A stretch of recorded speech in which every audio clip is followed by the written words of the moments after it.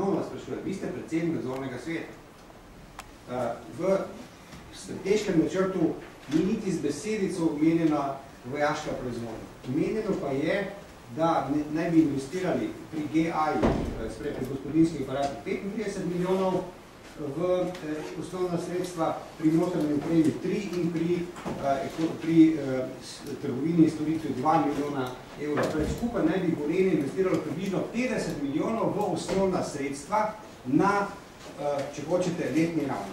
Zanima me, samo to mi povete, koliko je po vaši oceni ta investicija v Indok, v to tovarno, za katero seveda vam je gospod Franjo Zobinac povedal, da je poslu z oklepniki odločitev gradnjo le pospešil, posla pa še vedno ni. Posla pa še vedno ni. Vsi vi nimate nobenega posla še.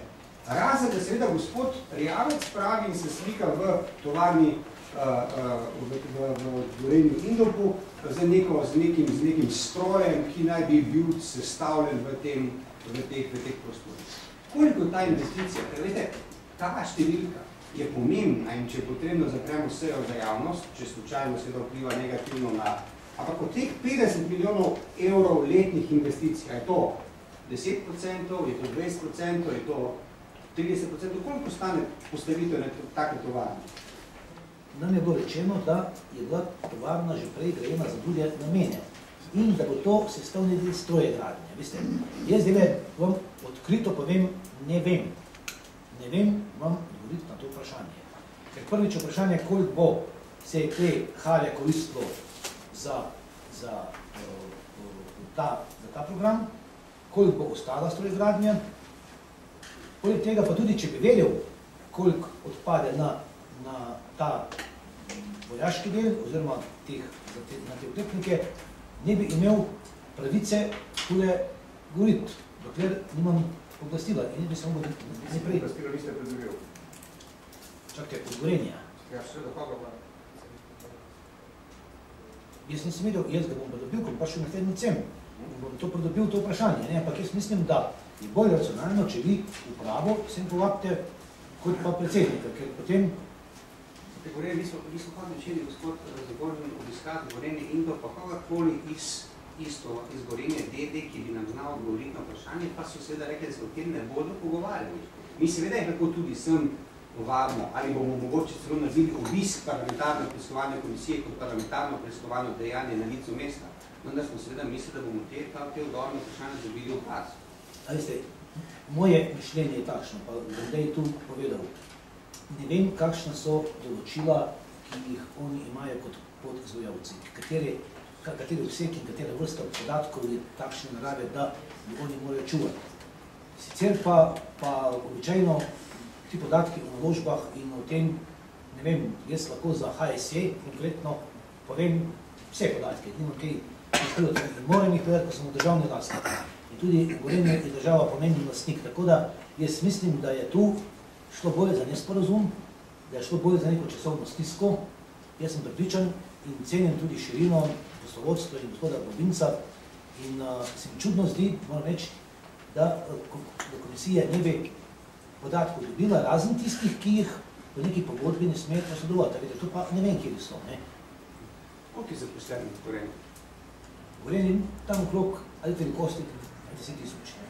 Kaj 300 ljudi dodatno zaposlenih neposredno za Gorenje velika letna številka? No, to pa bom jaz drugače povedal. Vsako delovno mesto je zelo dragoceno. Tako kot je vsako življenje, tudi v vojni zelo dragoceno. In kakovostnega podatka je težko s količinskimi merili meriti. 3%, 300, ne 300. Ni nepomembna številka za, recimo, odločanje nadzornega sveta o tem. A ta številka drži? Bo res zaposleno 300 dodatnih ljudi? Glede, karkoli, o katerihkoli podatkih, zaposleni, finančni del, jaz vam ne vem povedati. Ampak vi ste bili seznani nadzornem svetu in ste bili s tem zadovoljni. Kaj so vam pa povedali? Dobili smo vsi člani, da se 10, jaz sem sam. Ste prvi med enakimi, ja. No, in v tej fazi je bil nadzorni svet s tem pojasnilom zadovoljni. Zdaj, kazalci, neki donosi, neko vračanje sredstev, neke, ne vem, številčni kazalci, Pa oprostite, v najboljši volji jaz to ne moram povedati zdaj tukaj. Ampak mislim, gospod predsednik, vendarle, čeprav bo medijsko manj zanimivo, če imate tule Janša, Krkoviča, Lovšina, ne vem koga, ki ste jih imeli že na sceni 91, pa se pa Zagožna, je to bolj zanimivo za medije, kot pa gospoda Bobinca, jaz vas razumem. Ampak za te podatke boste pač morali gospoda Bobinca ali pa finančnico, ali pa še koga iz Gorenja dobiti. Poglejte, gospod Zagožen, vi ste predsednik nadzornega sveta Gorenja DD. Vi v imenu vseh delničarjev, nekaj tisočev nas je, nas ali bližnjih sorodnikov, vplivate na to, da se uprava Gorenja dobro odloča. Uprava Gorenja vam je vi ste jim potrebili strateški načrt, ki lahko letno investira 50 milijonov evrov. Drži to. Piše v strateški načrt, pravno smo potegnili iz spletnih strani. Vi pa pravite, da ne veste, kam bodo to vlagali. Od teh 5 govorim o tem programu. O tem programu govorite. Od 50 milijonov evrov naj bi šlo 45 milijonov v gospodinske aparate, program GA. Strinjava se, da oklepniki niso program GA. 2 milijona v trgovino in storitev in v notranjo opremo 3 milijona. Kje je investicija v Indo? Kje je investicija v Indo v strateškem načrtu do leta 2010, mi povejte? Glejte, jaz, kot sem že pakrat vam povedal, jaz mislim, da se to popolnoma nič ne tiče politične odgovornosti nosilcev javnih funkcij. Ne, se tiče pa naslednjega vprašanja, gospod Zagožen. Zakaj je Gorenje DD vstopilo v posel kot podizvajalec Patrie?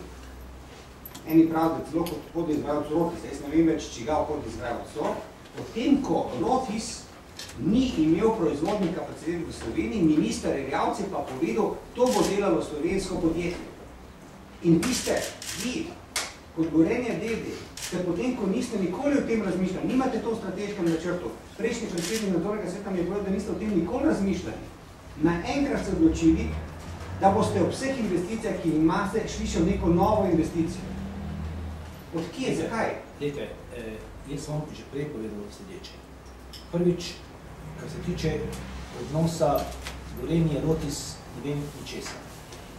Kar se tiče odnosa Gorenje Ministrstva za obrambo, sem samo dobil neuradno informacijo, da tega odnosa v formalnem smislu ni, da so oni samo podizvajalci Patrie.